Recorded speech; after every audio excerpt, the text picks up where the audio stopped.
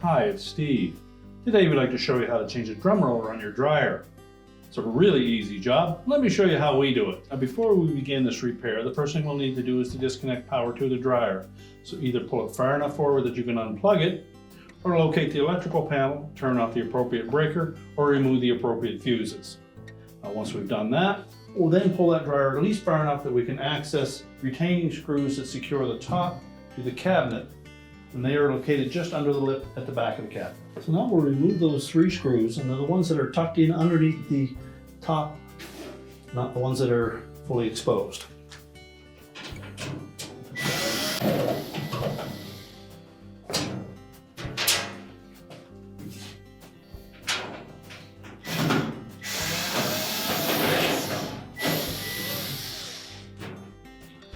Now with the screws removed, we're just going to pull that main top back towards us. Pull it back about 1/2 or 3/4 of an inch from the control panel, and you should be able to lift it off. There are 4 plastic mounts attached to the top of the cabinet that will line up with 4 hooks on the main top. Once we have the top off, we'll set it aside.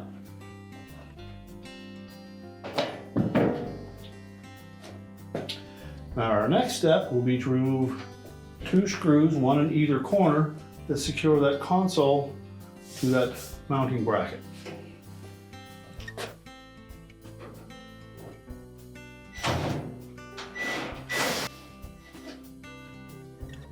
Now next we need to disengage these tabs that are attached to the control panel, and they hook over that metal support bracket across the front. So we're just going to lift up on that control panel while pulling towards us.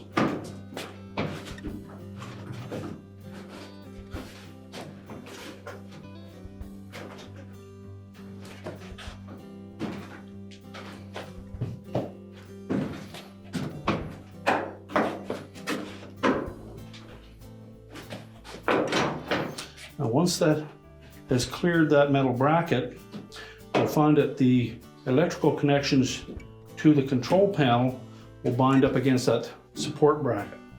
So what we'll do next is we'll remove the 2 screws that secure that support bracket to the top of the cabinet.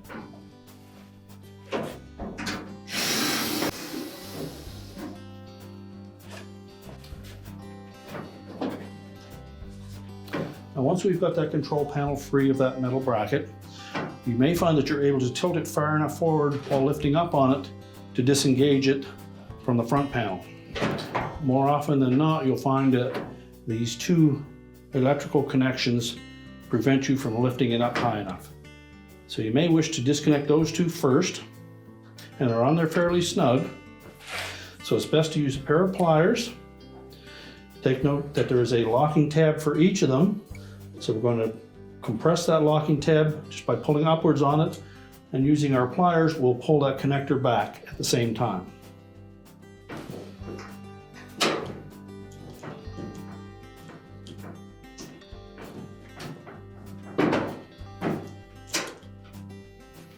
Do the same for the second one.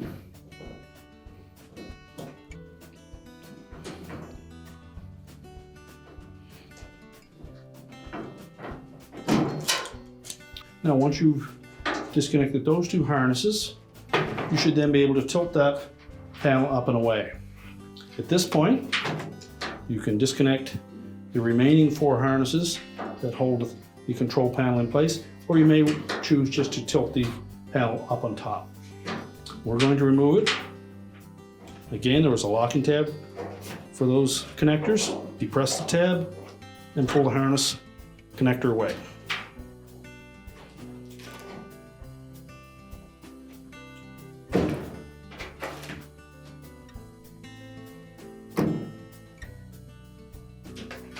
And always remember to pull on the harness connector itself and not the wires.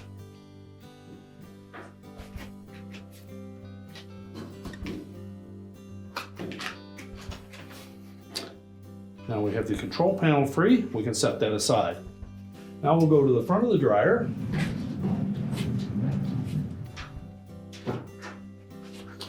next step will be to open the door up, and we're going to remove 2 screws that are down in the lint filter area first.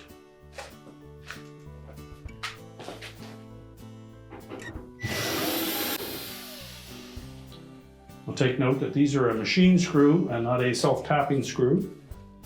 Now next we'll remove screws across the top of that front panel.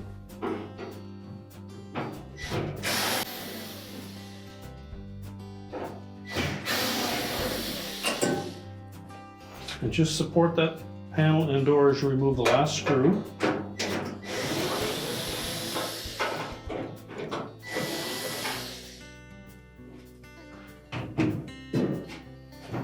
And just tilt it forward enough that you can access the door switch connector. Grasp that and pull it away from the door switch holder.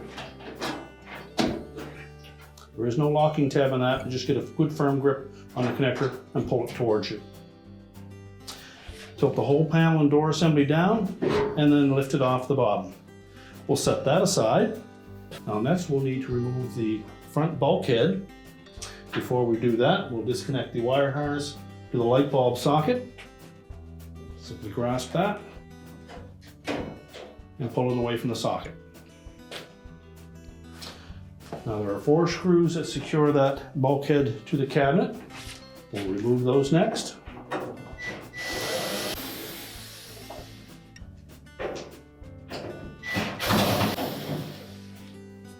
Now we'll also want to disconnect the wire harness to the sensor. Just reach in underneath, locate the locking tab, depress that, and then separate the 2 halves of the harness. Now next we'll need to lift up on the drum from the inside as we pull that bulkhead out through the front.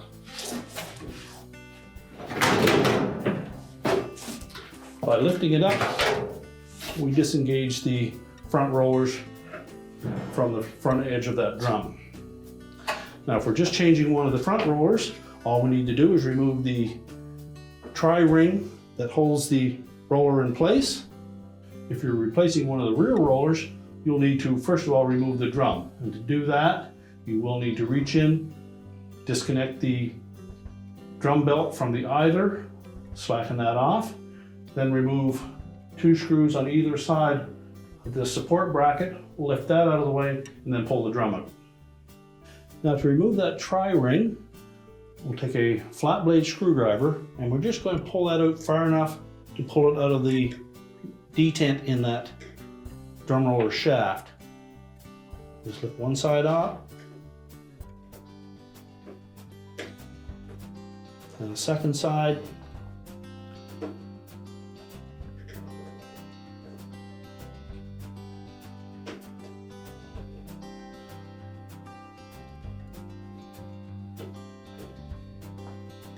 Now these can sometimes get fairly brittle because they're in a pretty hot environment. So it may be in your best interest to order spare ones of those when you order a drum roller in case you damage one. We're just going to take the old roller off of the shaft and then inspect that shaft, and if there's any sign of corrosion on it, you'll need to clean that up, or if there's any residue, you'll also want to clean that off of that shaft so that your new drum roller will turn freely. Once we've cleaned that shaft up, we'll put our new drum roller in place, make sure it turns freely. And it's also a good idea at this point to add a little bit of lubrication to that shaft. Just a few drops of a machine oil will do nicely. The bearing in the drum roller itself is permanently lubricated, so you don't need much on that shaft. Then take our tri-ring and we'll push that down over that shaft until it locks into the groove. And if we were changing one of the front drum rollers, we're simply ready to put that bulkhead back in place. Now if you were changing a rear one, as mentioned, you'll need to disconnect the drum belt from the idler shaft. Now when removing the belt from the idler, we'll reach in with both hands, locate the belt and the idler, and then by pushing over on that idler bracket, against the tension spring. That will release the tension on the belt. We can lift it away from the idler pulley, lift it away from the motor pulley, release the tension on that idler spring, and then lift the drum and the belt out.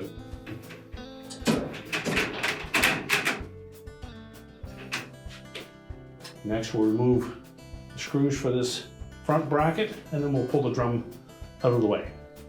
So just remove the 2 screws in the front and the 2 on the top.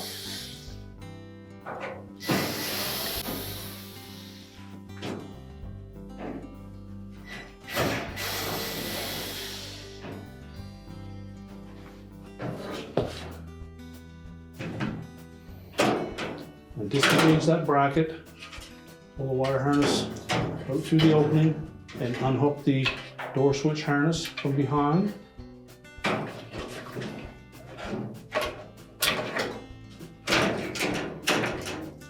And then just set that bracket and the screws aside. Now at this point, you should be able to take that belt and we'll lift up the drum, lift it off of the rear drum rollers, pull it forward right through the opening, and just set that aside. Now that gives us access to both rear drum rollers, and we would replace those in the same manner that we do the front ones. Now we're ready to put the drum back in. So we'll begin by just lining up that belt just back of the center point. The screw in the center is the center point of that drum, and the belt will lie just about an inch back of that. So we'll start by lining the belt up roughly in that position. We'll use it to support the weight of the drum. And we'll lift it back into place, and then we want to set it on those rear drum rollers. We need to manipulate it back and forth a bit.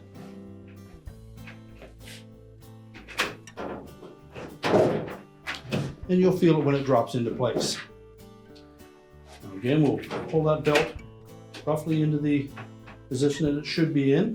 Then we'll reach in with both hands and we'll reconnect it to the idler pulley and the motor. Now with the drum set back on the rear rollers, we're ready to reconnect that belt. So line it up on the drum roughly where it would have been before. You'll see a mark on the exterior of the drum to help you line that up. And then reaching in with both hands.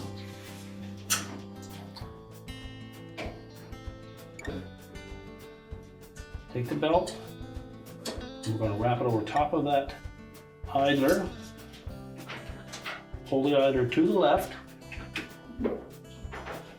and then hook that belt around the motor pulley.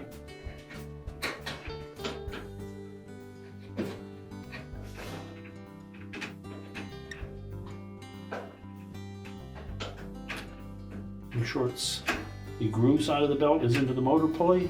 The flat side is sitting on the idler wheel, and the groove side is on the drum. At this point, you should be able to turn that drum, and you'll see that the motor and blower wheel will turn at the same time. Make sure the belt is still groove side against the drum. And now we're ready to put the support bracket back on the top.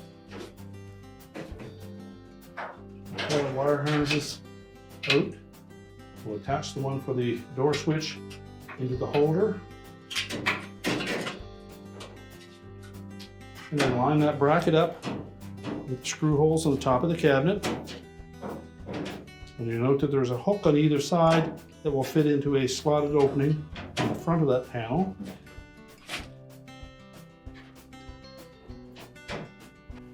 And then attach the screws.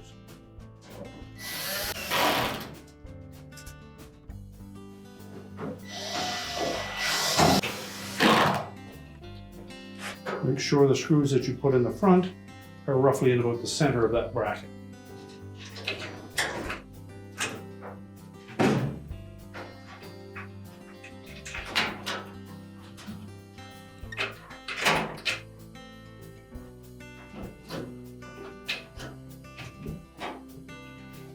Now we'll lift the bulkhead into position. And we need to make sure that we get the lower edge of that housing in behind the lip on that bottom of the cabinet. Now to do that, we're going to tuck the top of that bulkhead in first.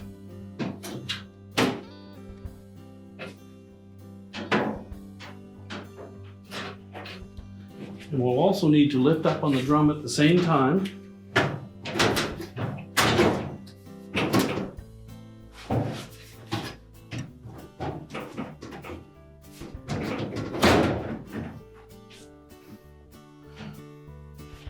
Make sure that housing is inside the cabinet. Then locate the front of the drum, make sure it's sitting on top of those drum rollers. And then we'll lift up on that bulkhead and reattach the 4 hooks into the T-slots on the cabinet.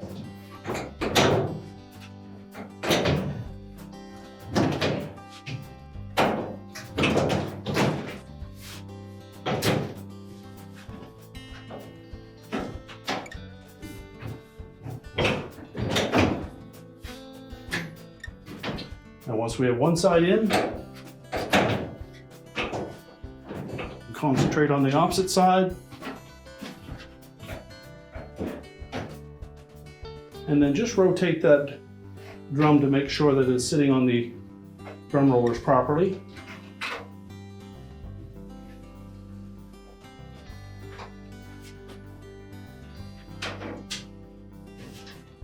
We'll then reattach the 4 retaining screws.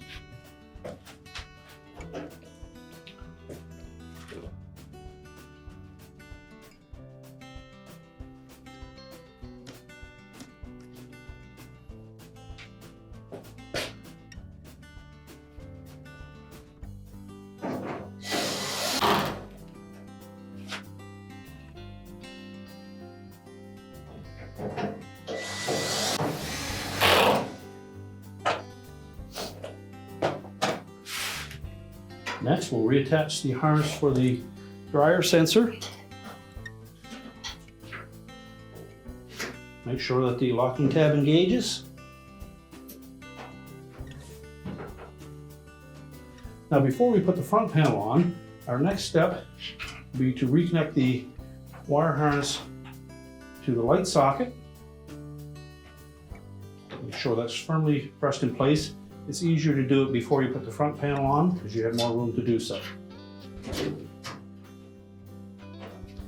Tuck the rest of that harness into the restraint in behind. And now we're ready to put the front panel on.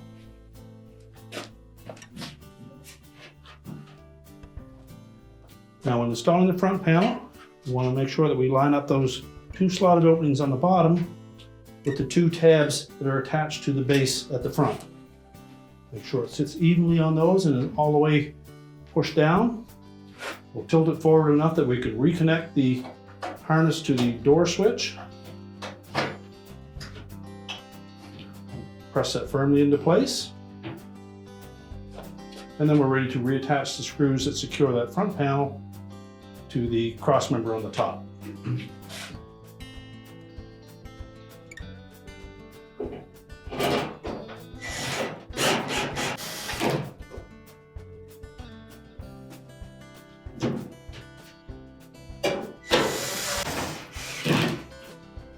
Tighten those both securely.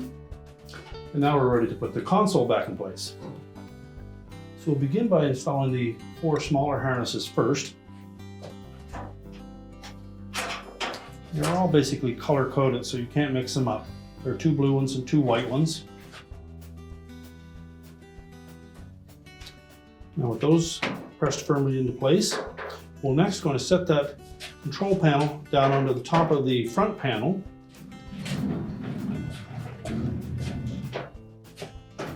We want to line up these 4 tabs with the openings in the top of the front panel. We'll center it side by side. Press it firmly down onto the front panel. At the same time tilting it back up against the support bracket on the front. Now we'll reattach the 2 large wire harness connectors to the relays. Again, these are color coded. We're simply going to press them into place, push them in firmly until the locking tabs engage.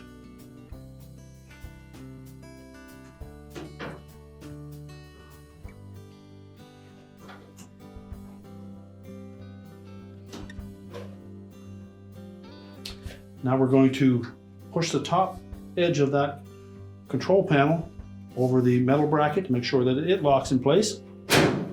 And then install the 2 retaining screws on each end.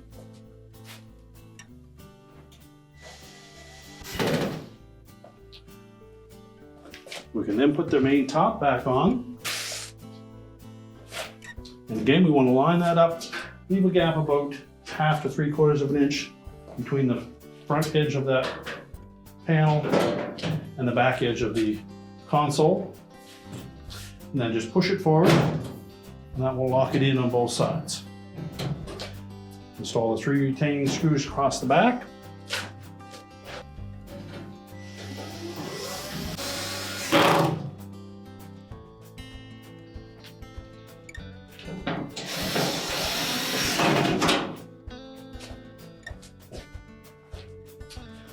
Now we'll go back to the front of the dryer.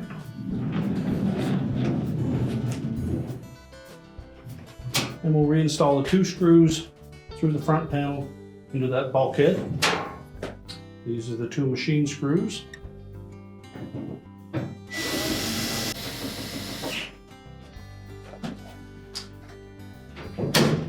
Now we're ready to push the dryer back into place, reconnect the vent if you've disconnected it. We're ready to reconnect the power, and your repair is complete.